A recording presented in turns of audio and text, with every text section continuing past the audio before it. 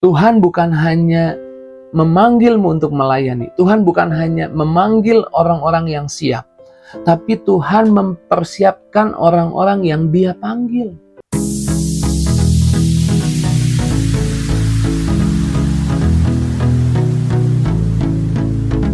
Puji Tuhan, selamat pagi. Bergabung lagi di Morning with the Word di YouTube channel saya, Mario Marcelo. Kembali pagi hari ini, saya ajak kita mendekat kepada firman Tuhan, mendekat kepada Tuhan, dan mengingat bahwa Tuhan kita, Tuhan yang setia, Tuhan yang mengasihi kita, dan Tuhan yang melayani kita. Selama Yesus di bumi, Yesus melayani dengan luar biasa. Bahkan kita bersyukur Dia melayani kita sampai mati di atas kayu salib. Dia menebus semua pelanggaran, semua kesalahan. Dia bayar semua harga supaya saudara dan saya diselamatkan, supaya saudara dan saya masuk surga, supaya saudara dan saya mengalami hidup di bumi seperti di surga. Kita punya Tuhan yang setia, Tuhan yang melayani. Dan Tuhan yang setia, Tuhan yang melayani bukan hanya memanggil kita untuk percaya kepadanya, Dia memanggil kita juga untuk melayaninya. Melayani banyak orang di sekitar kita, menjadi berkat bagi banyak orang di sekitar kita. Tapi seringkali kita merasa kurang cukup waktu, kurang cukup bakat, kurang cukup talenta, kurang cukup uang, kurang, dan banyak kurang ini, kurang itu, kurang ini, kurang itu untuk melayani Tuhan. Sebagai hamba Tuhan, saya mau katakan, Tuhan bukan hanya memanggilmu untuk melayani, tapi Tuhan juga memperlengkapimu untuk melayani. Ingat ketika Yesus memanggil murid-muridnya di dalam Lukas 9 ayat 1 dan 2. Saya bacakan buat kita. Lukas 9 ayat 1. Maka Yesus memanggil ke-12 muridnya, lalu memberikan tenaga dan kuasa kepada mereka untuk menguasai setan-setan dan untuk menyembuhkan penyakit-penyakit. Lukas 9 ayat 2 dikatakan, dan Ia mengutus mereka untuk memberitakan kerajaan Allah dan untuk menyembuhkan orang. Tuhan bukan hanya memanggilmu untuk melayani. Tuhan bukan hanya memanggil orang-orang yang siap, tapi Tuhan mempersiapkan orang-orang yang Dia panggil. Saya percaya murid-murid tidak siap untuk melayani Tuhan, tapi Tuhan memanggil orang-orang yang mau melayani Tuhan. Dan ketika orang mau melayani Tuhan, Tuhan bukan hanya memanggil mereka melayani Tuhan, tapi Tuhan mempersiapkan. Di ayat ini digambarkan jelas bahwa Tuhan memberi mereka kuasa. Tuhan memberi mereka tenaga untuk menyembuhkan, untuk mengusir setan. Tuhan bukan hanya memanggil mereka, tapi Tuhan mempersiapkan mereka. Saya percaya, renungkanlah bahwa saudara juga dipersiapkan untuk melakukan hal-hal yang lebih besar daripada yang kau pikirkan. Dan murid-murid mungkin mengalami saat itu. Mereka bukan siap. Mereka mau melayani Tuhan. Mereka mungkin gak siap, tapi mereka mau melayani Tuhan. Dan ketika mereka mau menerima panggilan Tuhan, melayani Tuhan, Tuhan memperlengkapi, Tuhan mempersiapkan orang-orang yang Dia panggil. Dan saya percaya mereka akhirnya mereka mengusir setan. Mereka menyembuhkan orang sakit. Mereka mengalami hal-hal yang lebih besar dari yang mereka pernah pikirkan. Mereka tidak pernah duga. Dalam panggilan Tuhan untuk hidupmu, engkau juga akan mengalami hal-hal yang seperti itu. Hal-hal yang lebih besar daripada yang mampu kamu lakukan. Percayalah bahwa Tuhan bukan hanya memanggil kita untuk percaya kepadanya, tapi Tuhan memanggil kita juga untuk melayaninya, jadi berkat bagi banyak orang. Dan setelah murid-murid melayani Tuhan, mereka takjub akan kuasa Tuhan, mereka terheran-heran, mereka bersaksi kuasa Tuhan dahsyat luar biasa. Mereka diperhadapkan di sore hari itu ada 5.000 orang laki-laki belum makan. Dan apa yang terjadi? Kita lihat di ayat 13. Tetapi Ia berkata kepada mereka mengadu kepada Yesus, ada 5.000. Yesus berkata mereka belum makan, 5.000 orang laki-laki belum makan. Lalu Yesus memberitahu kepada mereka seperti ini, Lukas 9 ayat 13. Tetapi Ia, maksudnya Yesus, berkata kepada mereka, kamu harus memberi mereka makan. Kamu harus melayani mereka. Mereka menjawab, yang ada pada kami tidak lebih daripada 5 roti dan 2 ikan. Kecuali kalau kami pergi membeli makan untuk semua orang banyak ini.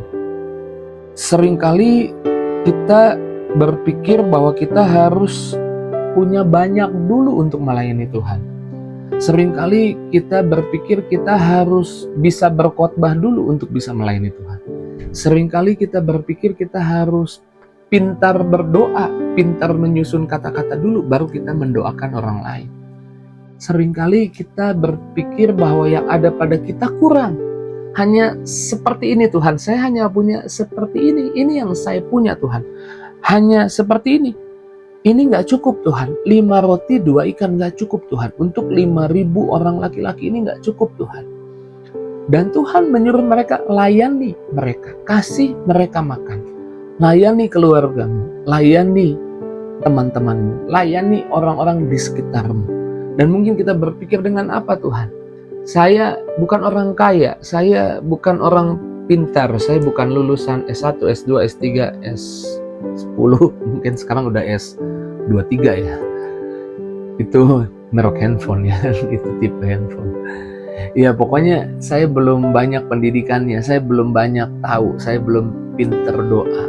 Yang saya punya hanya sedikit, hanya ini Tuhan. Tapi dengar baik, Tuhan sekali lagi bukan hanya memanggilmu untuk melayani, tapi Tuhan sanggup memperlengkapimu untuk melayani. Serahkan yang sedikit itu ke tangan Tuhan. Maka di ayat 16 dikatakan, setelah mereka menyerahkan itu ke tangan Tuhan, 5 roti 2 ikan itu diserahkan kepada Tuhan. Jadi jangan tunggu sampai kamu pintar berdoa, tapi serahkan kemampuanmu yang, Tuhan saya nggak pintar doa, tapi tolong saya mau doakan orang. Tuhan saya nggak pintar berkhotbah, tapi saya ingin menyemangati orang. Tolong saya Tuhan untuk menyemangati orang. Tuhan saya nggak pintar untuk memberi konseling kepada orang, tapi tolong saya, Roh Kudus tolong saya untuk saya bisa menuntun orang itu, untuk saya bisa memberitahu apa yang jadi kehendak Tuhan buat orang tersebut.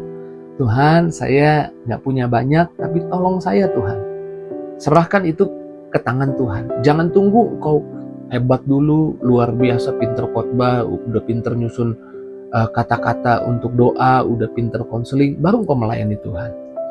Jangan tunggu, tapi serahkan itu ke dalam tangan Tuhan. Setelah mereka menyerahkan 5 roti 2 ikan itu ke dalam tangan Tuhan, Lukas 9 ayat 16, dan setelah ia mengambil, maksudnya Yesus mengambil 5 roti dan 2 ikan itu, ia menengadah ke langit, mengucap berkat, lalu memecah-mecahkan roti itu dan memberikan kepada murid-muridnya supaya dibagi-bagikannya kepada orang banyak.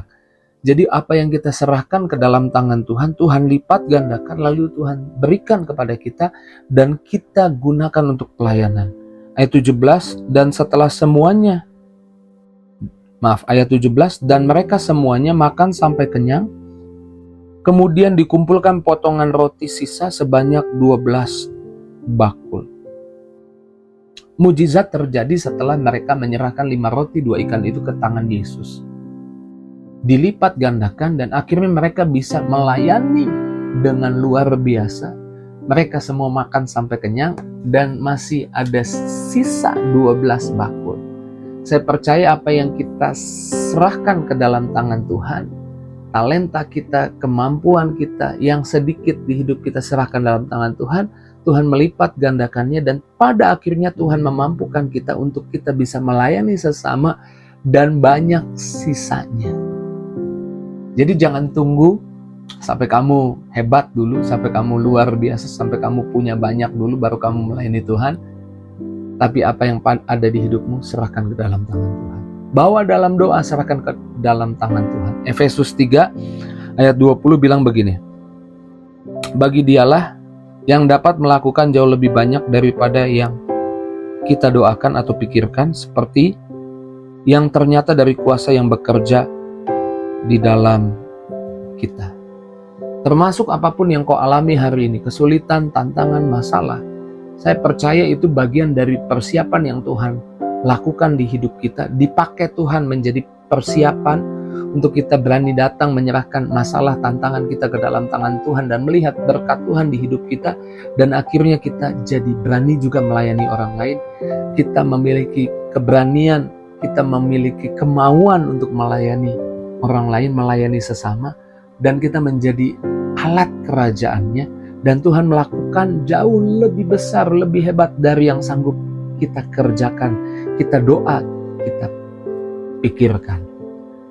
Saya percaya di pagi hari ini yang Tuhan mau kita renungkan, bahwa Tuhan memanggil kita dan Tuhan mempersiapkan kita. Sama-sama yang menyaksikan Morning with the Word katakan, Tuhan memanggil saya, Tuhan mempersiapkan saya untuk saya melayani, untuk saya jadi berkat. Puji Tuhan, renungkan apa yang Tuhan katakan di pagi hari ini. Saya percaya Tuhan mengingatkan kita untuk kita mulai berani ambil bagian melayani Tuhan. Mulai berani ambil bagian jadi berkat buat keluarga kita, teman kita, sahabat kita, orang di sekitar kita. Dan miliki iman. Saya beriman, saudara tidak ditempatkan random di keluargamu, di tempat kerjamu, di mana engkau ditempatkan Tuhan. Engkau ditempatkan Tuhan di situ. Tuhan memanggilmu untuk jadi berkat, untuk engkau juga melayani sesamamu. Puji Tuhan, mari kita bersyukur untuk firman Tuhan pagi ini. Kita doa. Terima kasih Tuhan buat pagi hari ini, buat firman-Mu, buat perkataan-Mu yang mengingatkan kami bahwa kami bukan hanya dipanggil untuk percaya kepada Yesus, tapi kami dipanggil juga untuk berani ambil bagian, mau melayani Tuhan.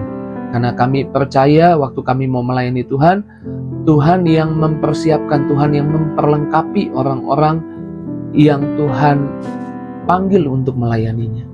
Dan kami percaya setiap pribadi yang menyaksikan Morning with the Word adalah orang-orang juga yang dipanggil untuk jadi berkat di tempat di mana Tuhan tempatkan mereka.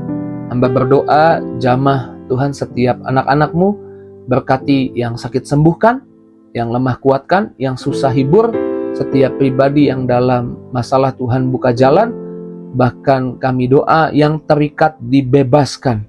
Dalam nama Yesus, yang berdoa berharap Tuhan jawab. Di dalam nama Yesus kami doa. Haleluya. Sama-sama kita katakan, amin.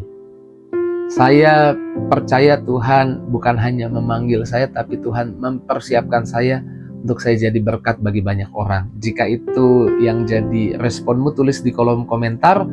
Dan jangan lupa bagikan link Morning with the Word di pagi hari ini kepada teman, sahabat, keluargamu. Terus maju dalam Tuhan. Tuhan berkati setiap kita. See you.